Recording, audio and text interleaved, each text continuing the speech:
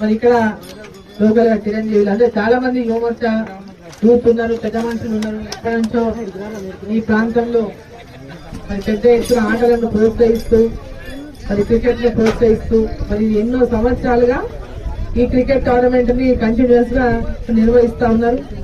మరి అదేవిధంగా ఈ సంవత్సరం కూడా ఈ టోర్నమెంట్ ఇక్కడ ఏర్పాటు చేసి మరి ఇక్కడ ఇప్పుడే ఫైనల్లో ఆడి ఫైనల్లో గెలిచింది దంగాన్పూర్ టీము విజయం సాధించింది. వారికి హృదయపూర్వకంగా అభినందనలు తెలియజేస్తా ఉన్నాం. రంగనాథ్ వచ్చినటువంటి భూనీటి టీమ్స్ కూడా హృదయపూర్వకంగా అభినందనలు తెలియజేస్తా ఉన్నా. ముఖ్యంగా నరేంద్ర మోదీ గారు ప్రధానమంత్రి అయిన తర్వాత క్రీడలకు పెద్ద ఎత్తున ప్రాధాన్యత ఇస్తా ఉన్నారు. అంతకుముందు ఏ ప్రభుత్వం ఉన్నప్పుడు కూడా గతంలో ఉన్న ప్రభుత్వాలు ఎవరు కూడా పెద్ద ఎత్తున క్రీడలను